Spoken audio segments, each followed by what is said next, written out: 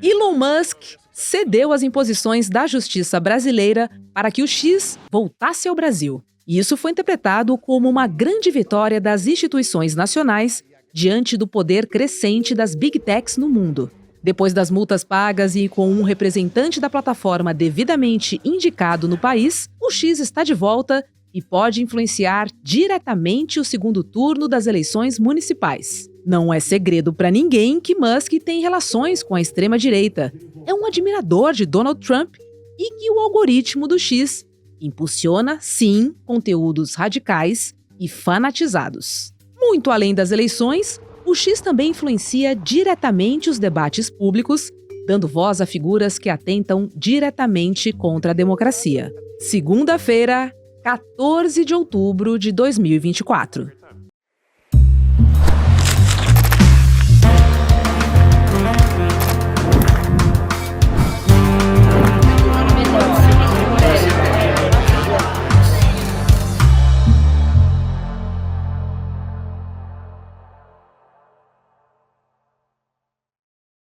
Olá, seja muito bem-vindo, seja muito bem-vinda. Eu sou a Roberta Garcia e este é o videocast Em Detalhes. Aqui sempre nós vamos mergulhar e analisar um tema importante do nosso dia a dia. Hoje eu converso com o antropólogo e escritor, o Davi Nemer, sobre o retorno do X, o nosso velho e conhecido Twitter. Oi, Davi, obrigada por ter topado o nosso convite de participar do Em Detalhes. E vamos falar sobre o Twitter, né, que ficou 38 dias suspenso aqui no Brasil. Qual é a sua opinião sobre a decisão de Alexandre de Moraes de permitir o retorno do X no Brasil? E já emendo, você achava que o Twitter fosse voltar? Olá, Roberto. Olá, ouvintes da ICL. É um prazer imenso estar aqui. Bom, essa é a pergunta de $1 milhão que a gente não conseguia responder antes, né? Já que o Elon Musk, que é dono do X, é extremamente previsível, né? Principalmente da forma como ele dobrou a aposta diante das ações judiciais que vieram do STF pelo Alexandre de Moraes. Estava extremamente imprevisível. Mas se a gente fosse olhar, por exemplo, a importância do Brasil para o X, a gente poderia ter uma ideia de que realmente o Elon Musk ia ceder. E é importante deixar claro que o Brasil é muito mais importante para o X que o X para o Brasil. Eu digo isso porque o Brasil, em termos de população na plataforma, o brasileiro ocupa a 4ª posição. Só que o dado mais importante, né, de ocupação de plataformas é o quanto que essa população produz dados, que é justamente aí que as plataformas conseguem monetizar em cima de anúncios, enfim. Então, o Brasil sai de 4º lugar como a população mais presente na plataforma para 2º lugar que mais gera dados, né? Então, se o Twitter, essa plataforma, né, que virou o X, não tinha sua 2ª maior população de geração de dados, ou seja, afetaria bastante o modelo de negócio do Elon Musk. A gente sabe que o X é uma plataforma que só vem dando prejuízos, não dá lucro há um bom tempo, mas ao mesmo tempo o Elon Musk, com essa intenção de tornar a plataforma lucrativa, com certeza não tem como pensar torná-la lucrativa sem incluir os brasileiros. Então, essa marcha ré que ele deu, igual ele dá os foguetes dele, é um pouco previsível nesse sentido, pela importância do brasileiro para a sua plataforma. Entendo. Então, mesmo não monetizando, mesmo não ganhando dinheiro ainda, o mercado é super importante. O mercado brasileiro ainda é muito importante para o X. Agora, vamos lembrar também que existe todo um projeto político. E a posição do Elon Musk é muito clara em relação à direita e à extrema-direita. Vem eleições aqui no Brasil. Estamos aí prestes a encarar o segundo turno. Como é que você vê o papel da plataforma neste momento específico aqui no Brasil, hein?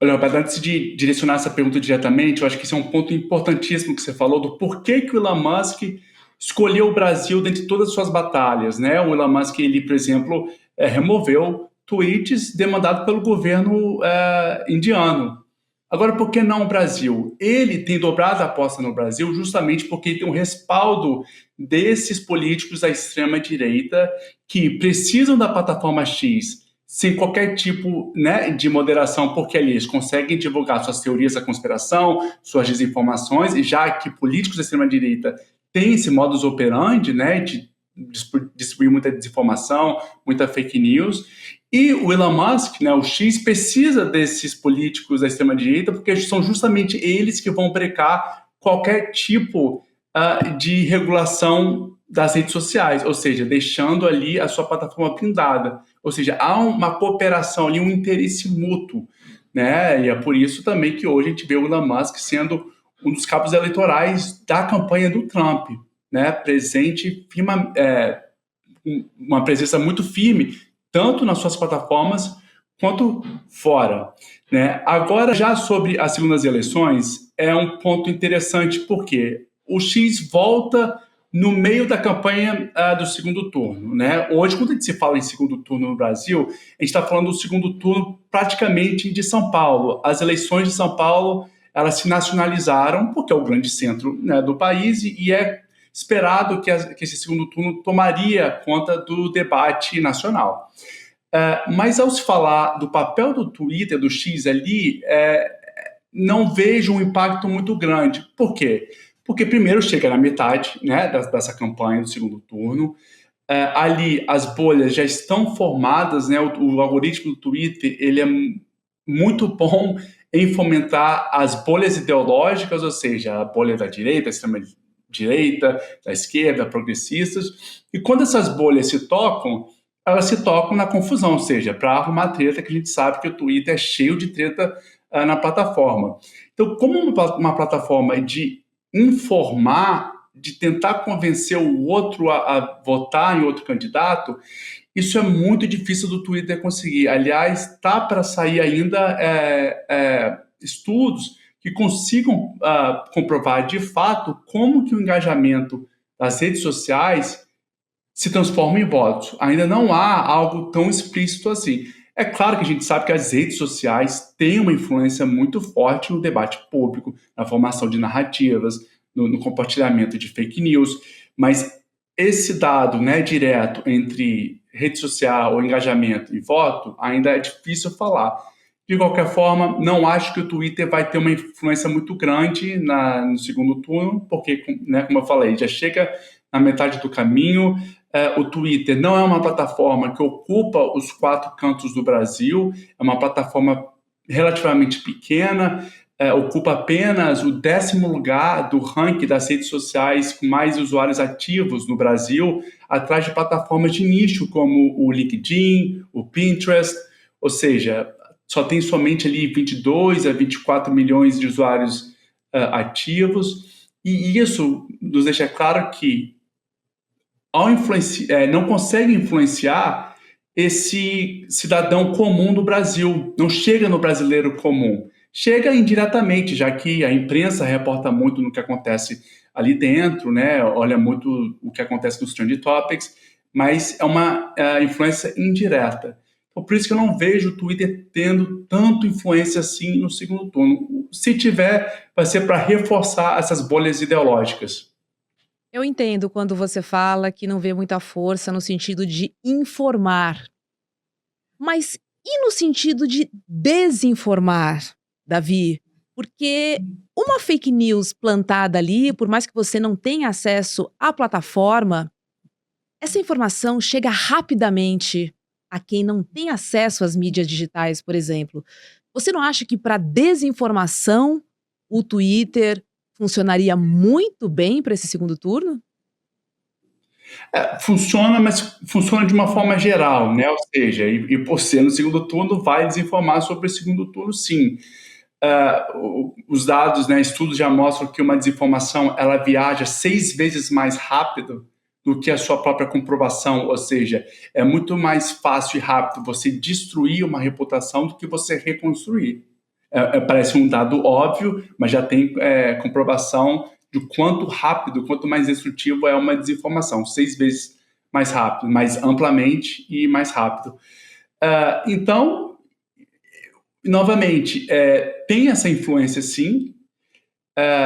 Quem tende a acreditar nessa desinformação são pessoas que já estão predispostas a acreditarem naquela desinformação que vem atacar um candidato, né? Então, ou seja, já está alinhado ali a um campo ideológico que vai facilitar essa crença. Mas, novamente, assim, é difícil falar exatamente como que se traduz em voto. Mas, novamente, tem muita influência, sim. Agora, é difícil quantificar isso. Davi, queria ampliar um pouco o nosso debate e falar sobre as plataformas digitais versus a democracia. Claramente, sem uma regulamentação, em nome da liberdade de expressão, todo mundo escreve o que quer, sem comprovação, as plataformas se eximem de qualquer responsabilidade e a democracia está em risco, na verdade, né? Enquanto nada for feito, nenhum olhar mais atencioso for dado, como requer, né? O digital, o meio digital. Na sua opinião, por que está demorando tanto essa regulamentação das plataformas digitais? Sendo mais direta, você acha que a pressão das Big Techs é tão grande, que esse assunto foi deixado de lado lá em Brasília? Olha, Roberta, uma questão muito importante debater isso, porque hoje nós estamos falando das plataformas, ou das empresas, ou da indústria mais influente do mundo e mais poderosa do mundo, né? E elas aproveitam de um vácuo de políticas públicas, onde que esse vácuo permite elas a fazer o que quiser, já que não tem regulamentação própria para definir o que é permitido, o que não é permitido, quais são suas responsabilidades. Aí é muito fácil você prosperar e ser, né, ser a empresa mais rica do mundo sem qualquer tipo de responsabilidade. Tem uma resistência muito grande, principalmente quando a gente fala dos primórdios da internet, né? O Brasil, por exemplo, foi um país que passou uma lei sobre a internet, um dos primeiros países a passar uma lei sobre a internet, que foi o Marco Civil da Internet, ali em 2013 e 2014.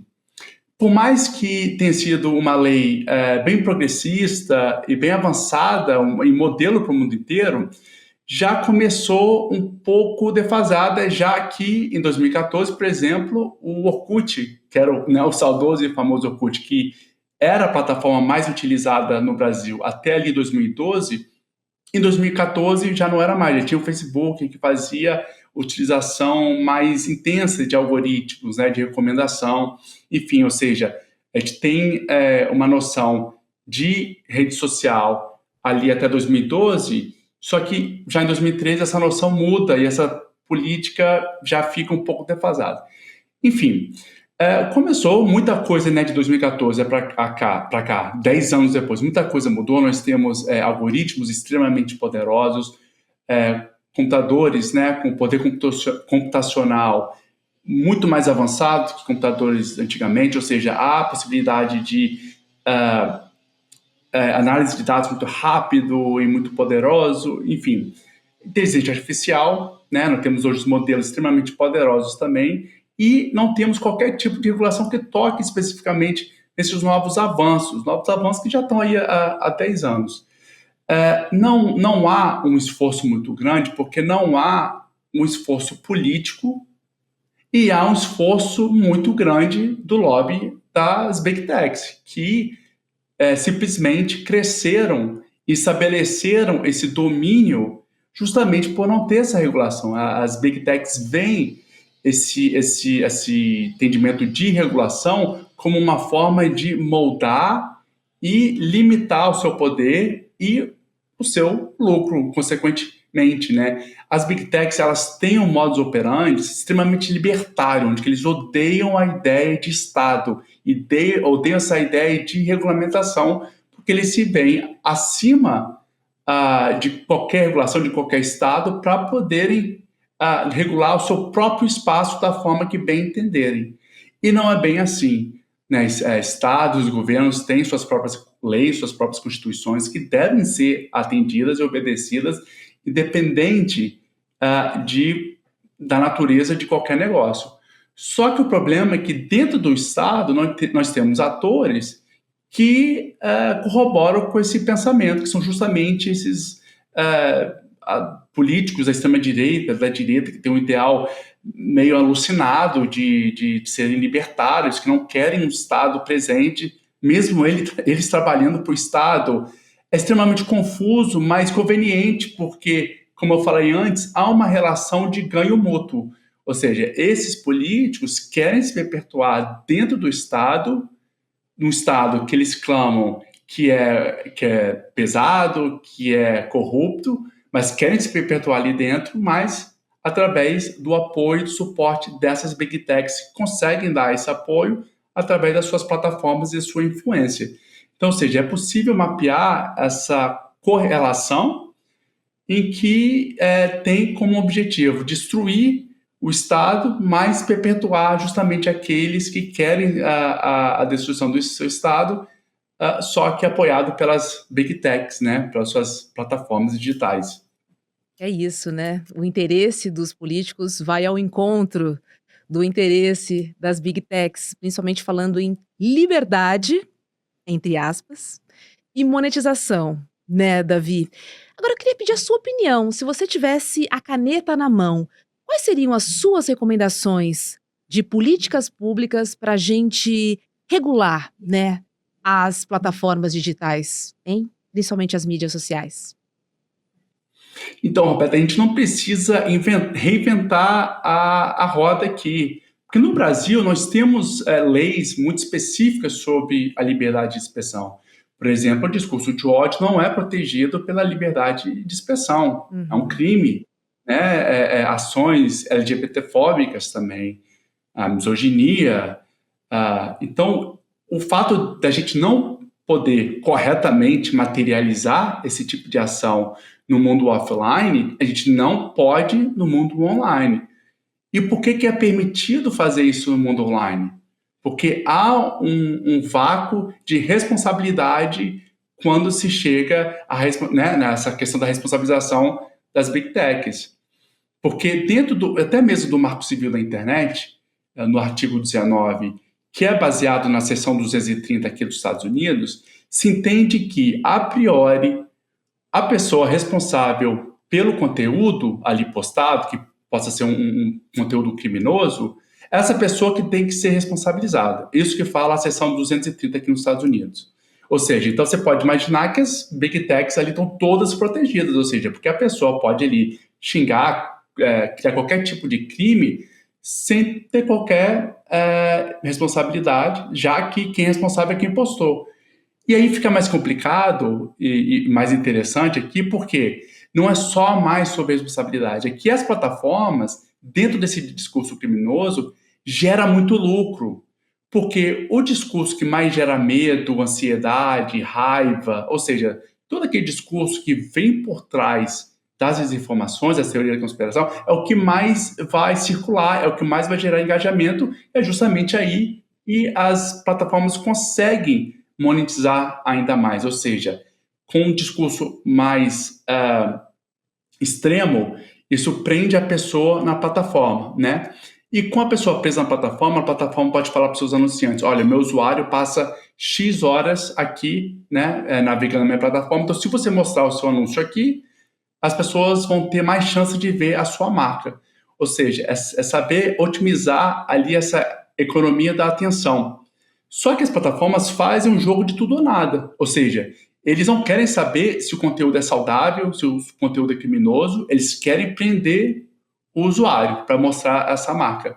Então, aqui nos Estados Unidos, a seção 230 permite que as plataformas possam fazer esse jogo sem serem responsabilizadas, porque se alguém for responsabilizado, é o usuário. No Brasil, a priori, essa é a lógica, mas a princípio, né, como eu falei, a pessoa ela é responsabilizada, mas se a pessoa não retirar o conteúdo, a plataforma ela também é demandada, né, por ordens judiciais para retirar esse conteúdo,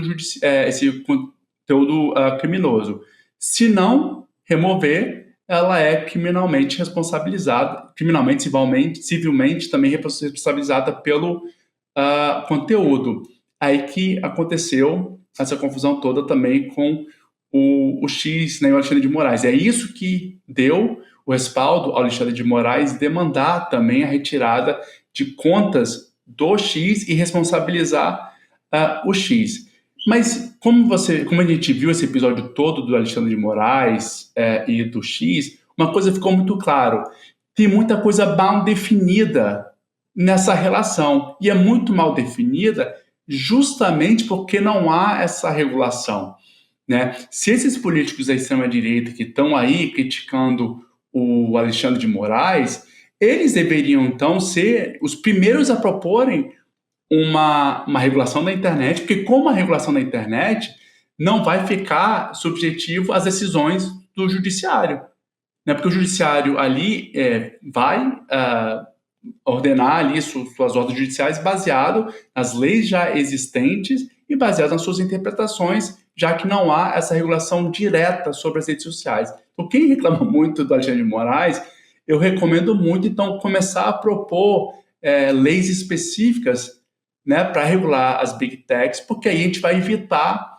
esse conflito daqui para frente. Só que não fazem porque, novamente, não é interessante para esses políticos, né? Então, vão ficar eternamente nesse embate ideológico, que para eles é muito bom, já que eles capitalizam muito em cima dessa lógica do nós contra eles, né? Então, é sempre importante para essa galera da extrema-direita ter um inimigo, nesse caso é o Alexandre de Moraes, porque eles precisam dessas batalhas, né?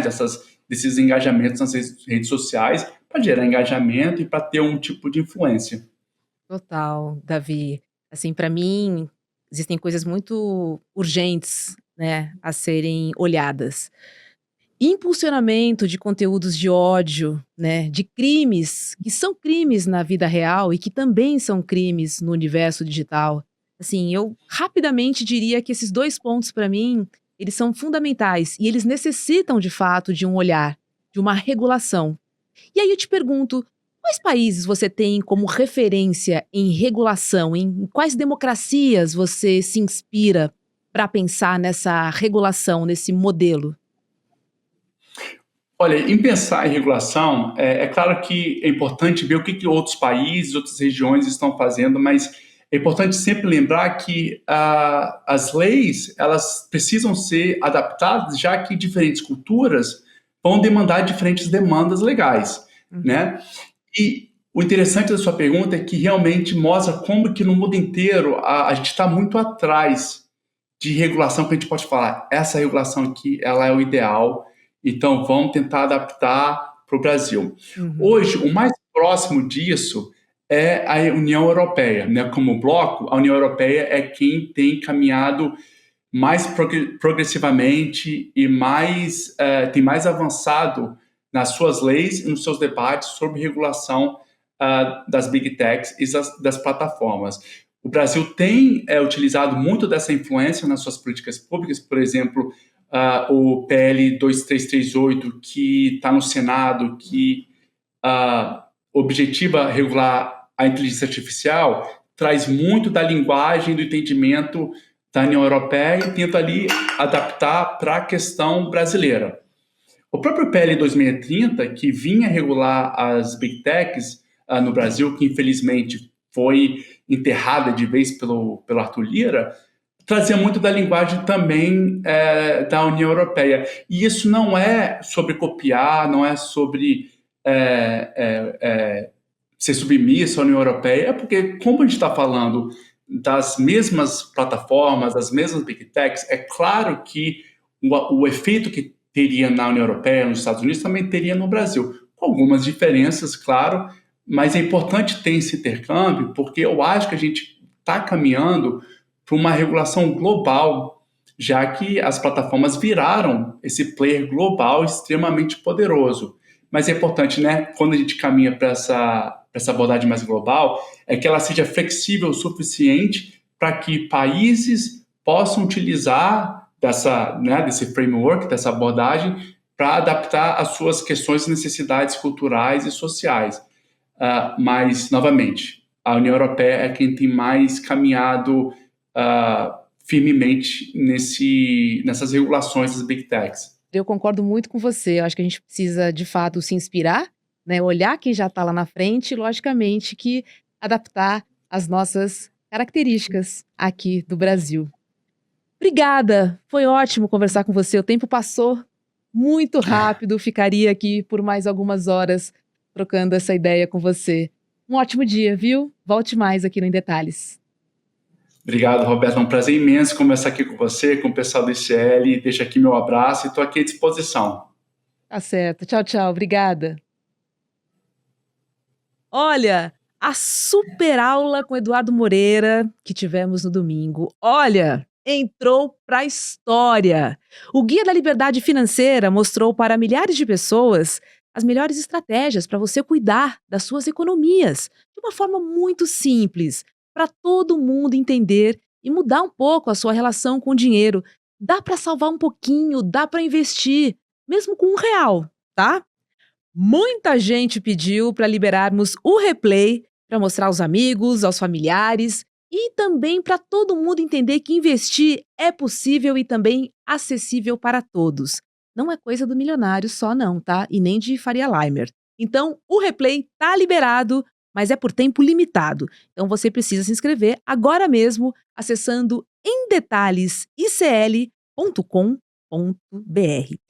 E quem ficar até o final ainda pode garantir presentes oferecidos para quem assistiu ao vivo no domingo. Então você tem o replay e ainda pode ganhar os mesmos brindes de quem acompanhou ao vivo. Não perca, essa aula tá muito bacana, eu assisti e olha, anotei tudo no meu caderninho, tá bom? Recomendo para você.